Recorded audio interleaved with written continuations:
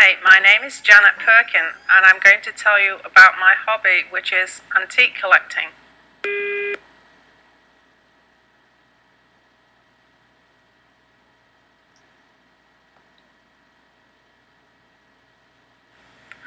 I think this first started when I visited my grandparents' house, which was a 17th century farmhouse on the outskirts of Sheffield.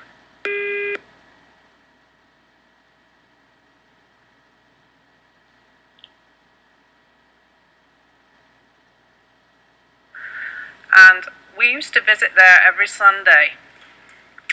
And I'm going to tell you what the inside of the house was like compared with what we live in today.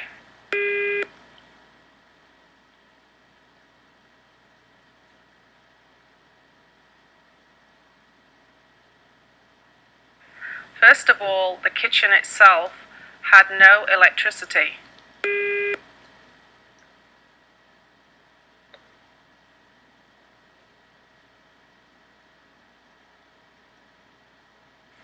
They had to cook on a black leaded stove with the heat of coal from the fire.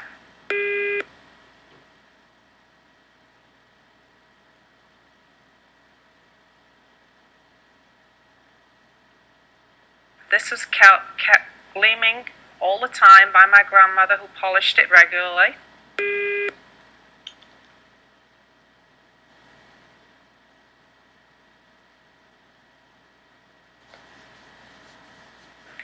There was a huge pine table in the kitchen with an old red settle where the farm workers used to come in and sit and have their breakfast and lunch.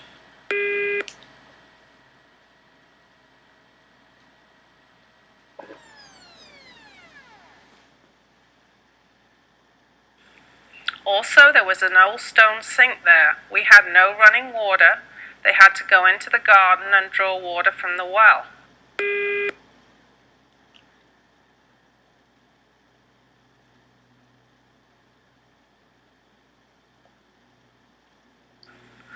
At night time, we all had to use a paraffin lamp to light the room, and then a candle we used to take to the bedroom.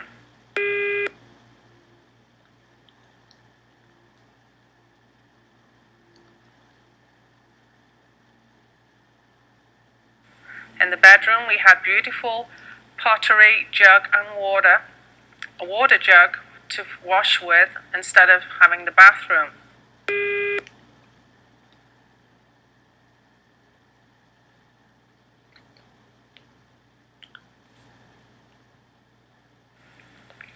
Later on, when my grandparents died, I attended the auction, where unfortunately everything was auctioned to the general public, and so many of the things were lost to the family.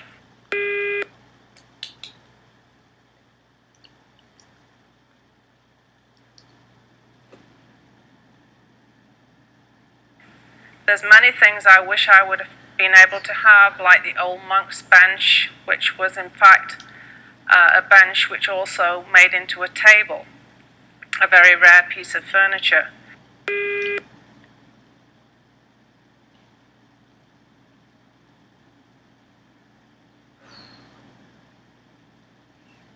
I did manage to collect an old green platter and a gold Noritake coffee set, which I still have today.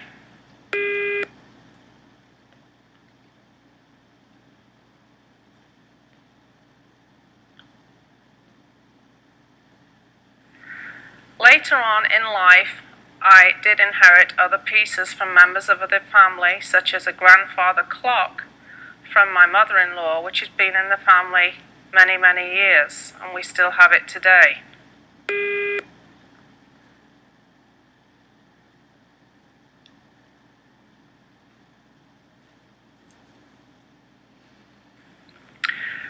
When I was in my late 20s, I got the real antique bug, and I used to attend many estate sales, auctions, even garage sales.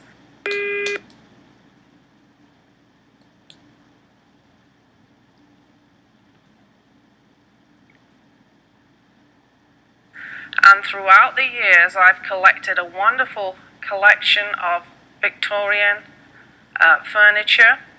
In fact, if you would enter my living room today, you would see a beautiful mahogany sideboard, and on that you would see a beautiful Victorian silver tea set, coffee pot, and then also in the room you would see a beautiful chaise longue for reclining on.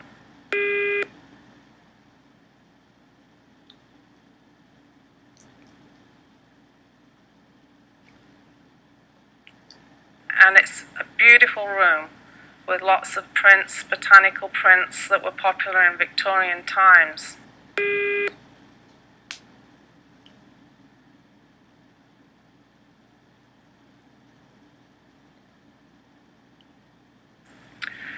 Now, my family room, which is very, very different, reminds a lot of people of a British pub.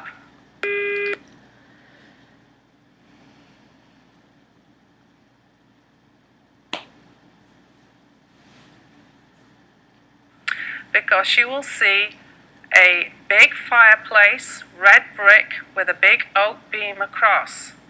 Now, on the fireplace there are many, many horse brasses, which are brass good luck charms used on the old farm horses years and years ago.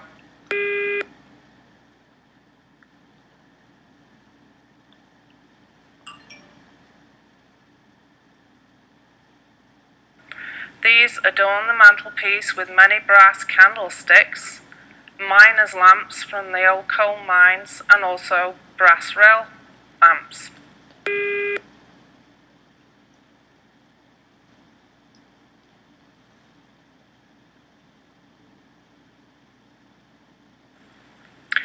Now, also in the family room, you will find a huge oak table, very similar to the one in my grandmother's kitchen. Here is where our family meets every Sunday evening.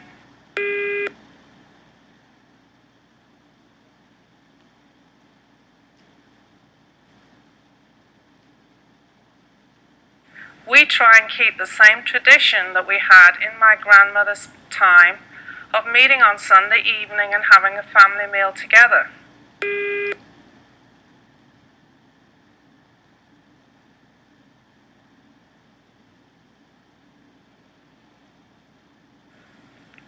In fact, you will also find a beautiful Welsh dresser there with many, many pieces of blue and white china.